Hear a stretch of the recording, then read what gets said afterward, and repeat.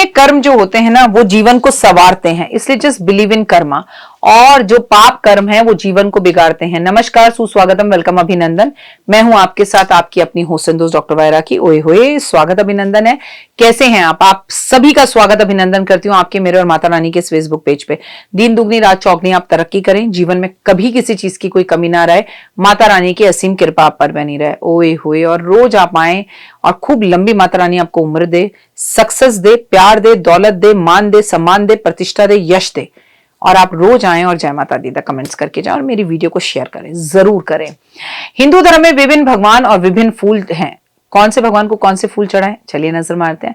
भगवान विष्णु को तो वैसे आप कोई भी फूल अर्पण कर सकते हैं, भगवान विष्णु है ही बहुत प्यारे, पर उन्हें तुलसी और कमल सबसे ज्यादा प्रिय है। उसके बाद गुलाब का फूल और गेंदे का फूल भगवान को बहुत प्रिय है। भगवान शिव को आंख, धतूरा और बेलपत्र भगवान शिव पर बहुत ही ज्यादा प्रिय है। सफेद पुष्प, चमेली का पुष्प भी भगवान को बेहद प्रिय है। देवी दुर्गा को लाल गुलाब व चमेली, गेंदा का फूल बेहद प्रिय है। लेकिन आपको बता दूं, मां बहुत खुश होती है अगर गुड़हल का फूल उन्हें चढ़ाया जाए और साथ में कमल का पुष्प चढ़ाया जाए। भगवान गणेश जी को लाल गुलाब, मोगरा और गेंदा, गुड़हल का फूल हर देवी देवता को बेहद पसंद है। इसे चाइनीज रोज भी कहा जाता है।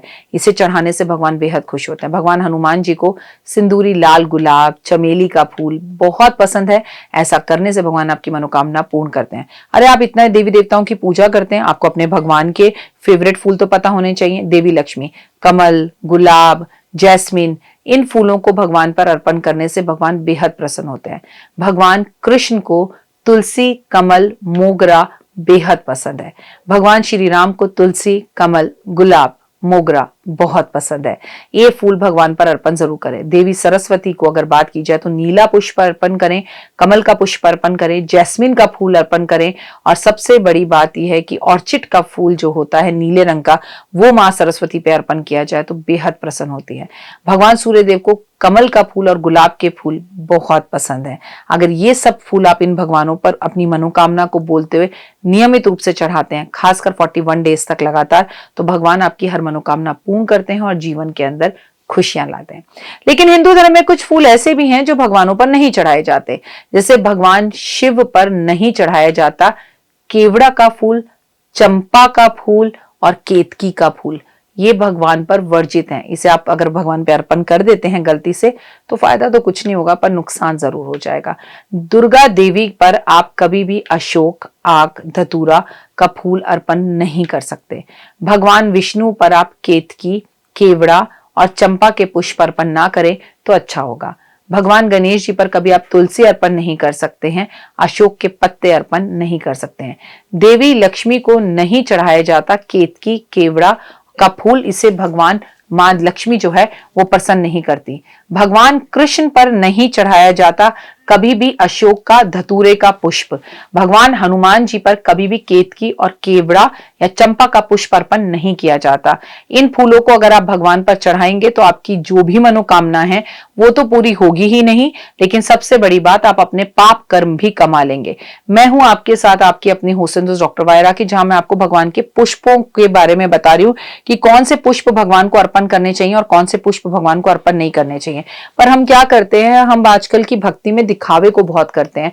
हम बाजार से जाते हैं, बड़ी बड़ी मालाएं ले आते हैं और तोड़कर भगवान पर चढ़ा देते हैं, या दूसरों के बगीचे में जाकर उनके पुष्पों को तोड़कर लाते हैं, चोरी कर लाते हैं और उन्हें भगवान पे अर्पण कर देते हैं और अपने आप को बहुत तीसमार खान समझते हैं। इससे बेहतर है भगवान पर कुछ भी अर्पण ना करें, अपने घर में जो इत्र है वो अर्पण कर दें। लेकिन जब भी भगवान पे पुष्प अर्पण करें, अपने खरीदे हुए पुष्प ही अर्पण करें। आप जब भी भगवान पे पुष्प अर्पण करें वो ताजे पुष्प ही अर्पण करें। भगवान पर बहुत भारी भारी मालाएं ना पहनाएं, उनके गर्दन में, उनके शरीर में भी वो तकलीफ देते हैं। भगवान को कभी ऐसे कोई पुष्प ना पहनाएं जिसमें जो धागा है वो भगवान को चुभ रहा हो, क्योंकि अक्सर आपने देखा होगा एक चमकीला धागा पीछे की तरफ लगा देते हैं। अगर वो चमकीला धागा जो जयमाला में लगता है आपकी गर्दन में पहना दिया जाए तो आपको भी तकलीफ देता है ना, तो वैसे भगवान को भी देता है। आप भगवान को पुष्प 2-3 घंटे पहनाने के बाद उसे प्लीज उतार दीजिए, और भगवान के आसपास कभी बासी फूल नहीं रखने चाहिए, भगवान को बासी फूल अर्पण नहीं करने चाहिए, क्योंकि वो आपके जीवन में आपको नुकसान देना शुरू कर देते हैं। तो उम्मीद है कि आपको मेरी ये वीडियोस पसंद आ रही होंगी, और अगर आ रही हैं तो कमेंट्स में जय माता दी जरूर लिखें। मुझे Instagram, Facebook, believe in Karma, 5 minute story, जोश मौज, शेयर चैट, हे भगवान, कितनी कितनी सारी जगह मुझे फॉलो करोगे। बस फॉलो करना और जय माता दी लिखना। अपना विशेष ध्यान रखना, प्लीज अपने परिवार का ध्यान रखना, खुशियों का माहौल बनाना। आ रही है दिवाली, आ रहे हैं नवरात्रे, लेकिन वो सब कुछ फीका है अगर घर में झगड़ा है। तो घर के झगड़ों को दूर करें और हेलो हाय छोड़िए, जय माता दी बोलिए। सोमवार, मंगलवार, बुधवार जैसे होता है ना, ऐसे ही जो अगला वार होता है ना दोस्तों, वो होता है परिवार। तो परिवार अगर आपके साथ है तो सब कुछ आपके पास है, और परिवार नहीं साथ में तो आप भी हैं अकेले इस राह में। जय माता दी। नमस्कार, जय माता दी। आप सबको बहुत बहुत शुभकामनाएं जिनके घर में धनवर्षा पोटली पहुंच गई है। धनवर्षा पोटली आपकी जिंदगी के अंदर पॉजिटिविटी को लेकर आएगी, जीवन में मान सम्मान प्रतिष्ठा लेकर आएगी। आपके पास 3 तरह की पोटलियां पहुंची हैं। ये है सबसे छोटी पोटली, ये है सबसे बड़ी धनवर्षा पोटली, और ये है पॉकेट पोटली। तो चलिए इसी से शुरू करते हैं। इसे बिना खोले, बिना कुछ करे, इस खूबसूरत सी पॉजिटिव पोटली को अपने हस्बैंड के लैपटॉप बैग में, उनके खाने के बैग में, अपने बच्चों के स्कूल के बैग में, उनकी गाड़ी के डैशबोर्ड में कहीं भी रख दीजिए। ये आपकी दुर्घटनाओं से रक्षा करने में मदद करेगी, ये आपको पॉजिटिविटी देगी और एक रक्षा सूत्र के साथ हमेशा आपके पास रहेगी। इसको तिजोरी में रखने की जरूरत नहीं है, ये ट्रैवलिंग के लिए है। इसे आप जहां मर्जी अपने साथ लेके जा सकते हैं। अब बात करते हैं सबसे पहले धनवर्षा पोटली की। ये पोटली जब भी आपके घर पहुंचे, इसे धनतेरस वाले दिन शाम को 6:30 बजे से लेकर 9:30 बजे के बीच में, टाइम को अच्छे से नोट कर लें। इस तरह से इसे तब खोलना है, अभी नहीं खोलना है।